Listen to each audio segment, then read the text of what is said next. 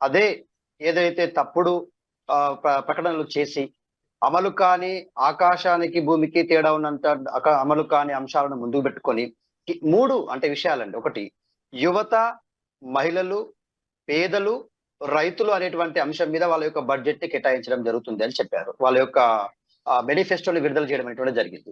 ఇక్కడ మనం యువత విషయానికి తీసుకొస్తే, ఈ దేశంలో ఉన్నటువంటి యువతకు ఒక మత్తు మందు కంటే ప్రమాదకరమైనటువంటి మతాన్ని వాళ్ళ మైండ్‌లోకి చొప్పించే ప్రయత్నం చేస్తా ఉన్నారు. ఈ దేశంలో ఇప్పటివరకే అన్ని సర్వేలలో చూస్తే 61% మంది యువకులు సామర్థ్యం ఉండి పని చేయగలిగినటువంటి వాళ్ళకు ఉపాధి కల్పించడంలో విఫలమైంది. ప్రతి సంవత్సరం 2,00,00,000 ఉద్యోగాలు భర్తీ చేస్తామని చెప్పినటువంటి బీజేపీ పార్టీ మొండి చేయి చూపింది. అలాగే ప్రతి పౌరుడి ఖాతాలో నల్లధనాన్ని మొత్తం బయటకు తీసుకొచ్చి 15,00,000 రూపాయలు వాళ్ళ ఖాతాలో వేస్తామని చెప్పింది. ఒక్క రూపాయి కూడా ఇప్పటివరకు ఎవరి ఖాతాలో వేయలేదు. మహిళల విషయానికొస్తే ఈ దేశవ్యాప్తంగా ఉన్నటువంటి మహిళల పైన అత్యంత కిరాతకంగా దాడులు జరుగుతున్నది బీజేపీ పాలిత రాష్ట్రాల్లోనే. ముఖ్యంగా మనం రీసెంట్ గా తీసుకుంటే మణిపూర్ లాంటి రాష్ట్రంలో మహిళలను వివస్త్రలను చేసి నడి రోడ్డు పైన మహిళల పైన అగత్యాలు జరిగి మానభంగాలు చేసినటువంటి పరిస్థితులను చూసాము. ఇప్పుడు నరేంద్ర మోడీ గారు ప్రధానమంత్రి అయిన తర్వాత ఈ దేశంలో ఎప్పుడైనా కూడా ఒక ప్రెస్ మీట్ పెట్టి మాట్లాడేటువంటి వ్యక్తి కాదు. తను మన్ కీ బాత్ అనే విషయాన్ని మాట్లాడతారు కానీ జన్ కీ బాత్ ఆయన వినేటువంటి పరిస్థితి ఉండదు. జనం ఏమనుకుంటున్నారో పట్టించుకునే పరిస్థితి ఉండదు.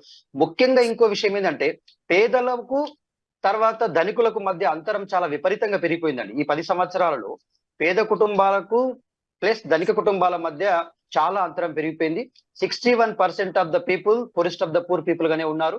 40% ఆఫ్ ద పీపుల్ ఎవరైతే అత్యధికంగా ఆర్థిక స్థితిగతుల్లో ఉన్నారో వాళ్ళంతా కూడా గుజరాత్ కేంద్రంగా వ్యాపారాలు చేసేటువంటి ఆదాని, అంబానీ లాంటి కుటుంబాలకి అంటే డబ్బున్న కుటుంబాలని మరింత ధనికులుగా చేసేటువంటి పరిస్థితి మనం చూసాం.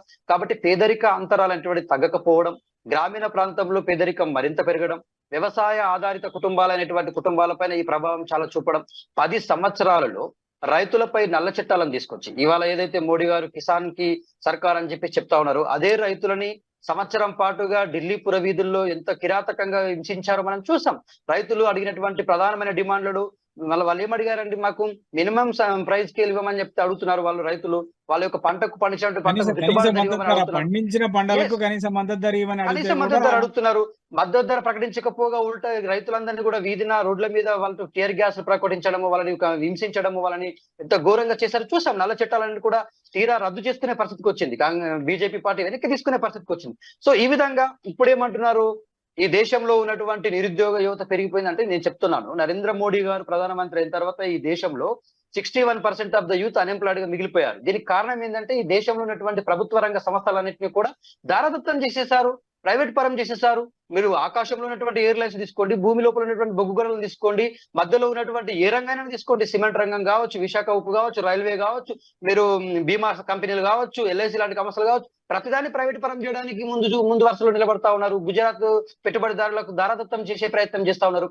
దేశం అంటే కేవలం నరేంద్ర మోడీ గారి దృష్టిలో ఏంటంటే అధికారంలో ఉండడం అనేటువంటిది రాజ్యాంగబద్ధ సంస్థలను తన గుప్పిట్లో పెట్టుకొని తన జేబులో పెట్టుకొని ఇవాళ ఏ రాష్ట్రం అయితే ప్రతిపక్ష పార్టీలు పాలిస్తా ఉన్నాయో తెలంగాణ రాష్ట్రంలో మాలాంటి వికాస్ అయినటువంటివి టీఆర్ఎస్ పార్టీ, బీఆర్ఎస్ పార్టీ నాయకుల పైన ఈడీ, సిబిఐలను పంపించడం, పక్కనే ఉన్నటువంటి సిబు సోరెన్ యొక్క కొడుకైనటువంటి హేమంత్ సోరెన్ పైన ఈడీ, సిబిఐలను పంపడం, నిజాయితీ అనేటువంటి ఆమ్ ఆద్మీ పార్టీ పేదలకు పార్టీ అని చెప్పి తీసుకొచ్చినట్టు ఆమ్ ఆద్మీ పార్టీ కేజ్రీవాల్ పైన కేవలం ప్రాంతీయ పార్టీలు, ప్రతిపక్ష పార్టీలు పాలిస్తున్న రాష్ట్రంలోనే ఈ ఈడీ, సిబిఐలు పనిచేయడం, బీజేపీ పాలిత రాష్ట్రంలో వాటికి చెవులు వినిపించవు, కళ్ళు కనిపించవు, నోట్ల నుంచి మాట రాదు.